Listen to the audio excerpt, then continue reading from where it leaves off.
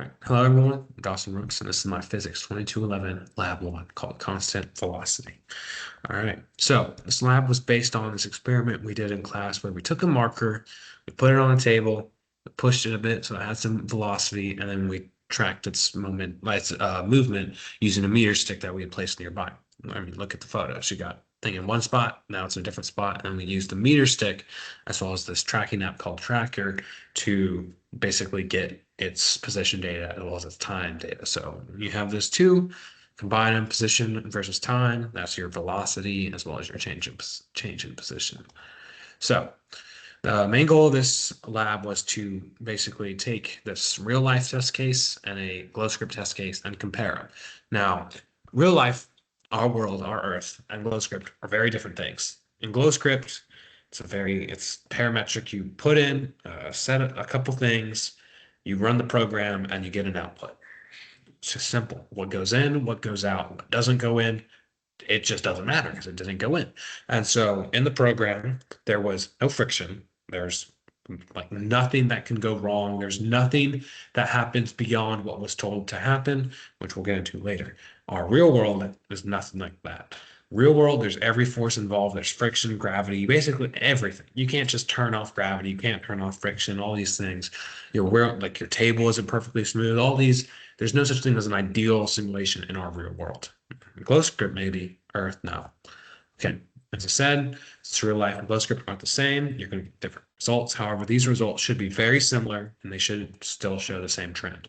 Okay, relevant equations and concepts. You really only got to know these three things. Position update formula, velocity update formula. This will tell you how your position is changing and how your velocity is changing.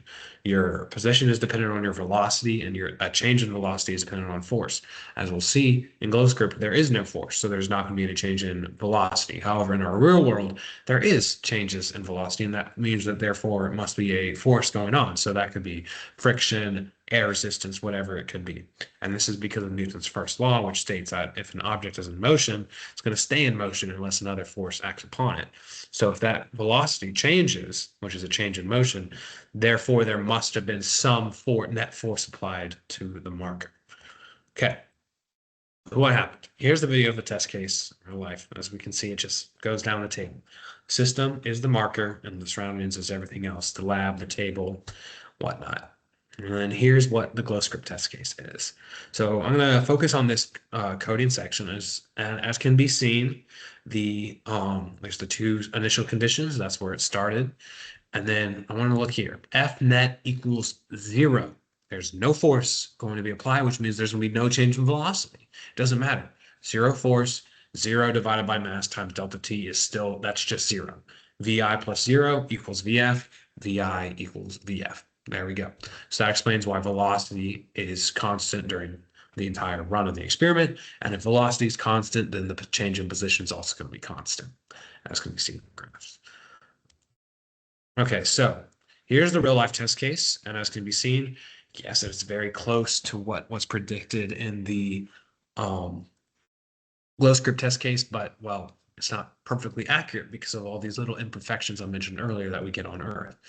And we see the simulated test case, perfect match, because that's what it is.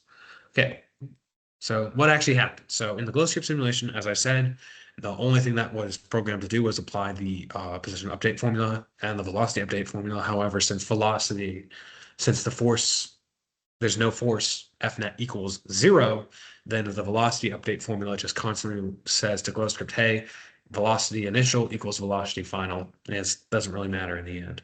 However, in the real world, that's not the case because there's so many different forces going on. You have friction between the table and the marker. The marker may not be going perfectly straight along the axis I use to measure. There's just all sorts of possible small imperfections that lead to small changes in velocity, and that's why that line was not a perfect fit. That's why it was close, but not perfect. And then you get, as for the what if questions, well, if the axes were flipped, yes, the data would technically be different, but the trend you see that the simulated is a perfect idealized line, both for the position trace and the velocity trace, and that the real world test case was, well, similar, not perfect. You get that conclusion either way. It's just all depend. It just says, oh, we're going the other way, or we're going a different way, or just some other thing. We're going negative instead of positive. That doesn't really matter as for actually gaining the conclusion that we're supposed to get. All right. Thank you, and goodbye.